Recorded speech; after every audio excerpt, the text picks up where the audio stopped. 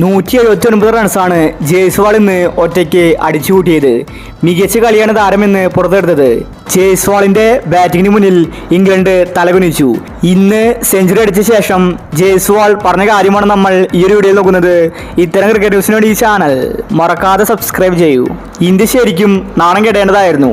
എന്നാൽ ജയ്സ്വാൾ ഇന്ത്യൻ ടീമിനെ താങ്ങി നിർത്തി. രോഹിത് ശർമ്മ പെട്ടെന്ന് ഔട്ടായി. അതുപോലെ തന്നെ ഗിൽ ശ്രേയസ് തുടങ്ങി എല്ലാ താരങ്ങളും ഔട്ടായപ്പോൾ ഇന്ത്യൻ ടീമിന്റെ നട്ടെല്ലായത് ജയ്സ്വാൾ ആയിരുന്നു. ഇന്ന് കളി കഴിഞ്ഞ ശേഷം ജയ്സ്വാൾ പറഞ്ഞത് ഇങ്ങനെയായിരുന്നു: എനിക്ക് ഒരുപാട് സന്തോഷമുണ്ട്. ഈ ഒരു സെഞ്ചുറി ഞാൻ ആഗ്രഹിച്ചിരുന്നു. ടെസ്റ്റ് ക്രിക്കറ്റിൽ എനിക്ക് നല്ല ഭാവിയുണ്ടെന്ന് എനിക്കറിയാം. BCCI എനിക്ക് തന്ന അവസരങ്ങൾ ഞാൻ മുതലാക്കിയിട്ടുണ്ട്. T20യേക്കാൾ എനിക്ക് കൂടുതൽ ഇഷ്ടം അത് ടെസ്റ്റാണ്. ടെസ്റ്റിലൊരു ഡബിൾ സെഞ്ചുറി, അതാണ് എൻ്റെ സ്വപ്നം. ഞാനിന്നിപ്പോൾ ഇന്ത്യൻ ടീമിൽ നിൽക്കാൻ കാരണം അത് സഞ്ജുവാണ്. IPL എൻ്റെ പ്രകടനം കണ്ടാണ് BCCI ടീമിലേക്ക് വിളിക്കുന്നത്. രാജസ്ഥാൻ ടീമിൽ എനിക്ക് നല്ല കളി കാഴ്ചവെക്കാൻ സാധിച്ചു.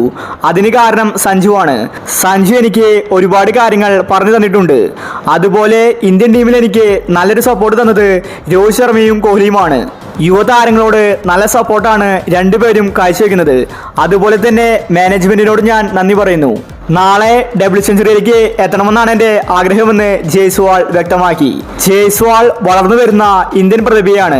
താരത്തിന് ഇനി ഇന്ത്യൻ ടീമിൽ ഒരുപാട് അവസരങ്ങൾ കിട്ടും.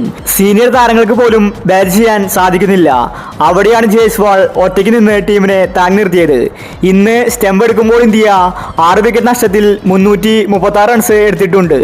ഇന്ത്യ നാളെ 400 റൺസ് കടക്കുമെന്നത് ഉറപ്പാണ്. നാളെ ഇനി എല്ലാവരും കാത്തിരിക്കുന്നത് ജയ്സ്വാളിന്റെ ഡബിൾ സെഞ്ചുറിക്ക് വേണ്ടിയാണ്. ഇന്ന് സ്റ്റംപ് എടുക്കുമ്പോൾ ജയ്സ്വാൾ ഔട്ടാവാതെ 179 റൺസ് എടുത്തിട്ടുണ്ട്. നാളെ ഇന്ത്യക്ക് മികച്ച റൺസ് സ്കോർ ചെയ്യാൻ സാധിക്കട്ടെ. അപ്പോൾ ഇത്തരം ക്രിക്കറ്റ് ന്യൂസിന് വേണ്ടി ചാനൽ മറക്കാതെ സബ്സ്ക്രൈബ് ചെയ്യൂ.